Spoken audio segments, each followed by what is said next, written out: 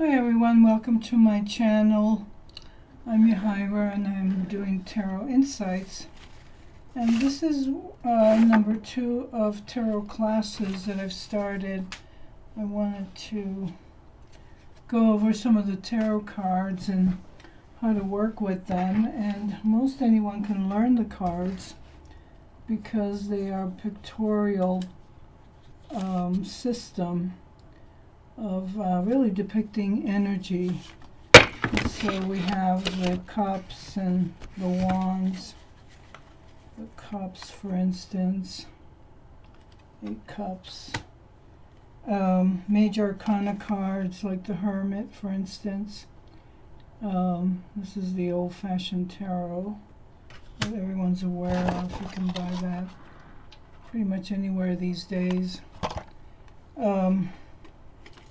The swords usually depict strife on the mental plane. All the swords are about our mentality. All the cups are emotions. And the major arcana is about our spiritual growth, for instance. And there's 21 of those. Altogether 78 cards in a deck.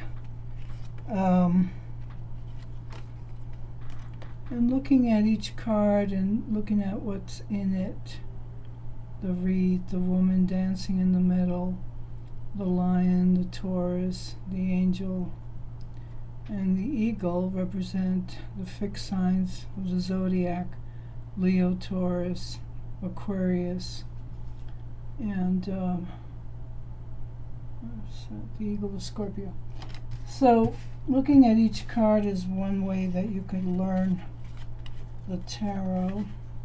There's the star, which represents faith. Of course, everyone hates some of the imagery of, like, the devil, for instance. The high priestess of the major arcana, the number 2. So the system is devised so that it runs through the numbers 1 through 10.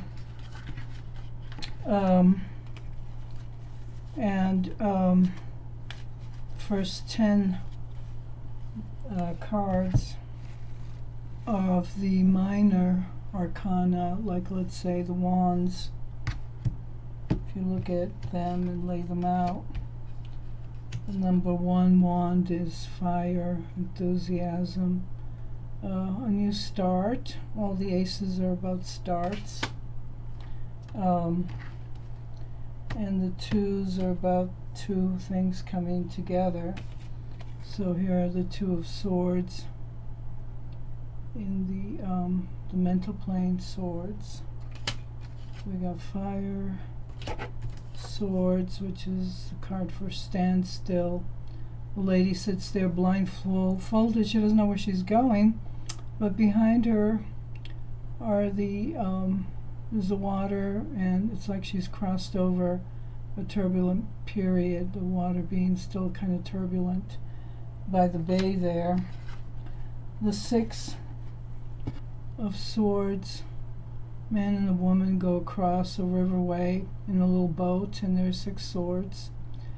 And traditionally this is called achieving a higher perspective, getting to a new place, a journey, higher perspective.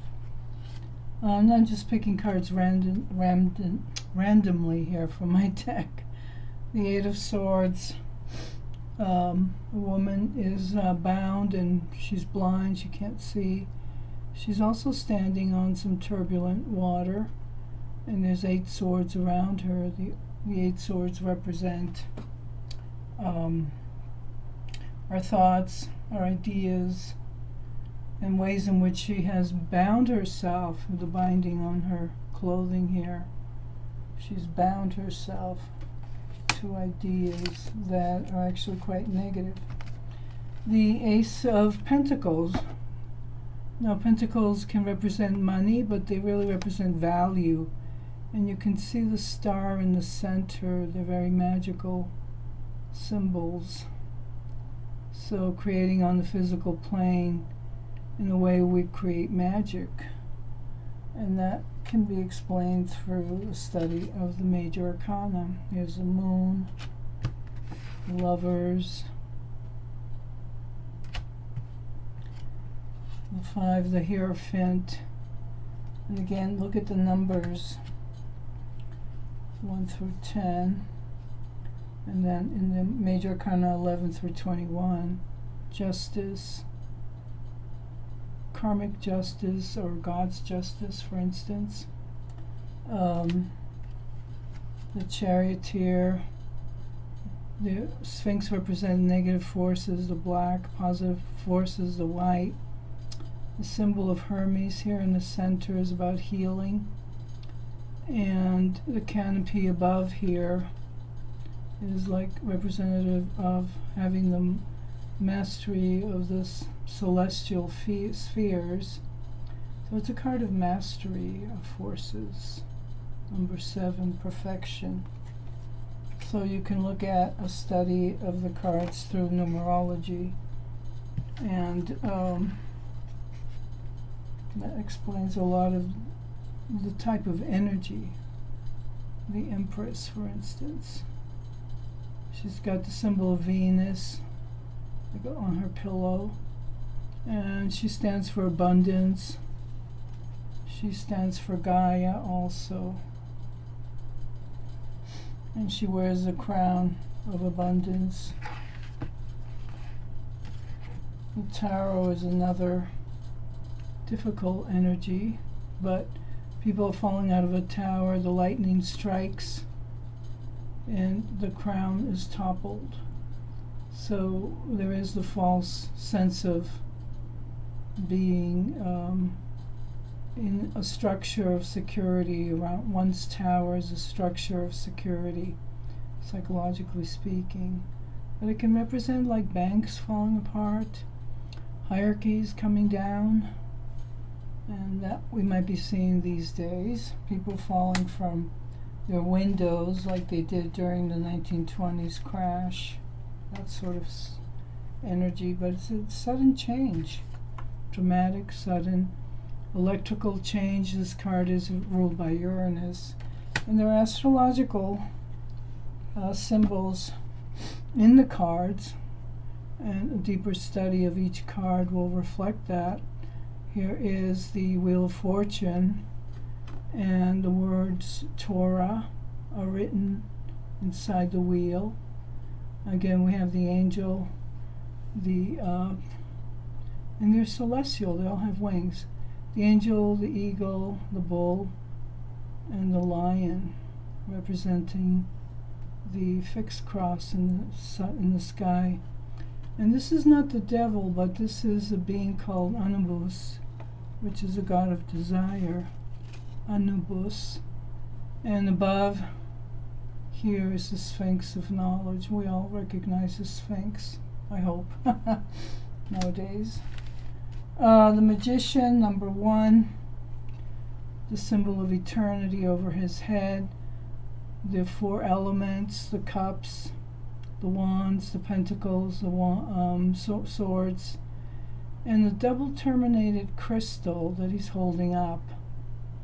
As you can see this card, there's yellow for the mental plane, ruled by Mercury, and the flowers usually represent abundance, desire. I will to create thy will.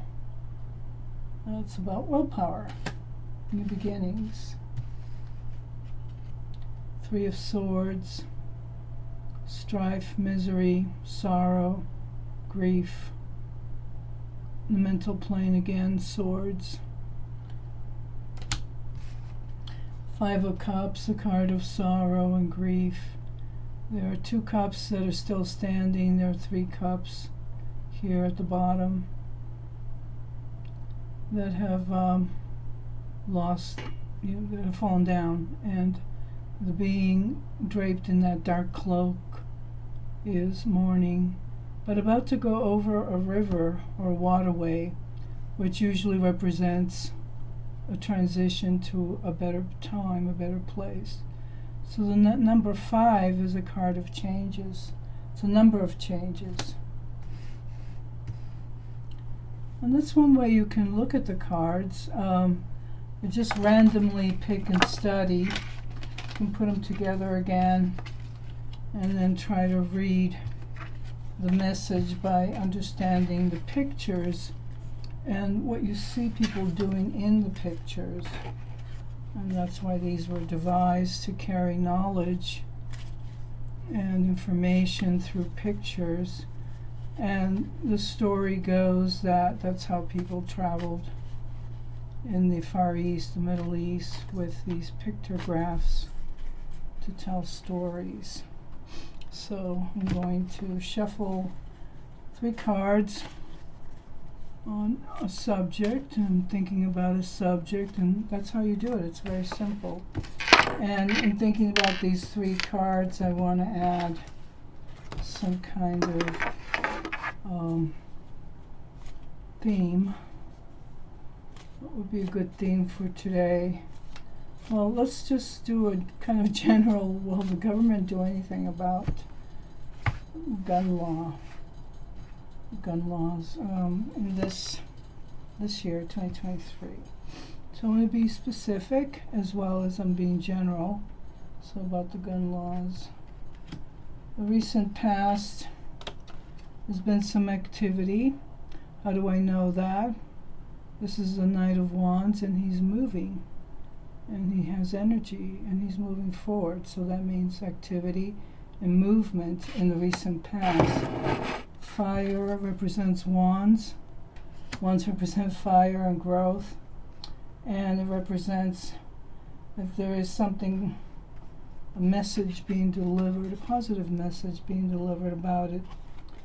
And the middle card, the present, is a magician. People do have the power to do something about putting their will together, let's say with gun control, for instance. That's what we're looking at. And the final card, number 3, well, there's still going to be some competitive energy around this theme.